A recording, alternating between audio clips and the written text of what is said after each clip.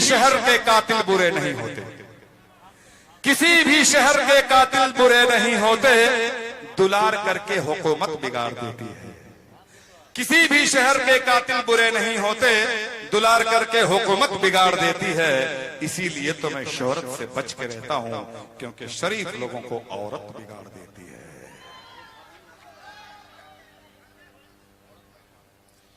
औरत पर इल्जाम लगाने वाली बड़े सेखी बघारती आगे माँ हमें कहाँ सेखी बघारे छियोगे?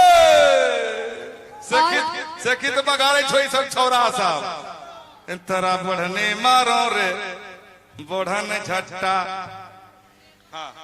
औरत पर इल्जाम लगाने वाले बहुत सेखी बघारते हैं, अपनी बीवी को नेताइन बनाकर जहाँ तहाँ मुंह मारते हैं। कैसे अपनी बीवी को नेताइन बना के जहाँ तहाँ मुंह मारते हो? तोराई क्या नाम मालूम बेलोगा? दिखता है ना? दिखता है, हम दिखा थोड़े कुछ करते हैं। हमको दिख जाता है। कैसे दिखता है? चलो अगर जान गई है तो छिपाने से क्या फायदा?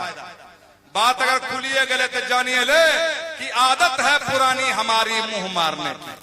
रेडी रो भाई, ढोलक जाल वाले हो जाओ होशियार जी। आदत है पुरानी हमारी मुंह मारने की, आदत है पुरानी हमारी मुंह मारने की, और क्या लोगी फीस बथानी में खुट्टा गाड़ने की।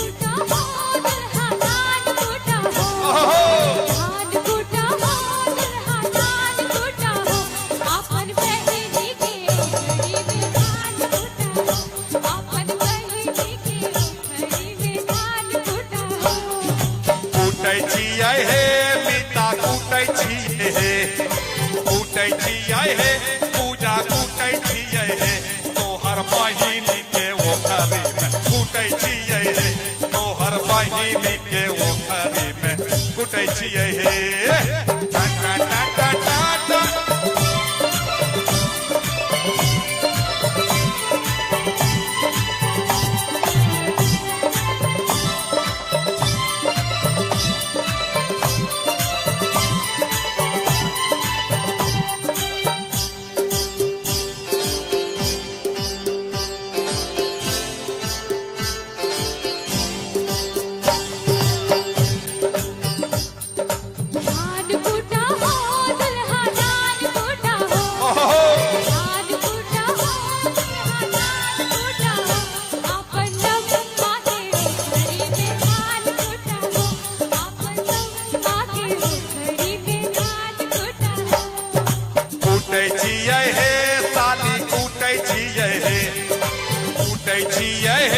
पूजा कूटै छियै अपन साली के ओखरी में कूटै छियै, अपन साली के ओखरी में कूटै छियै।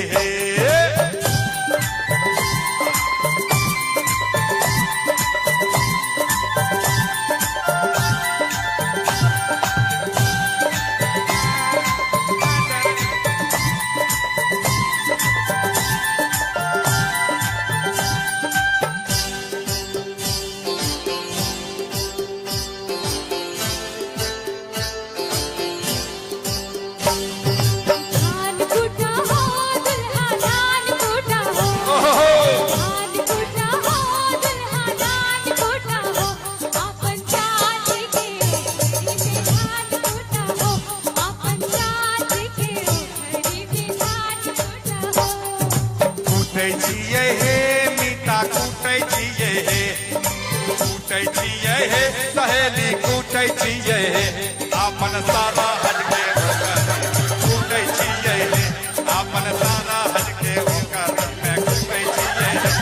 अपन